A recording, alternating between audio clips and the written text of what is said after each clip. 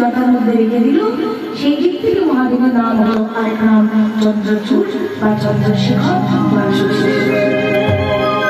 এবার বৃহস্পতি বলছে, বাবা আকাশে চাঁদ ছিল তবুও ভালো লাগতো, জ্যোৎস্নায় যদি চাঁদ থাকতো তাহলে বলে দিতাম গুজরাটে যে সোমনাথ মন্দির রয়েছে সেখানে গিয়ে যদি স্নান করা হয়, সোমনাথ মন্দিরে স্নান করা যদি হয়, যে কোনো ক্ষয়রোগ মুহূর্তের মধ্যে দূর হয়ে যায়।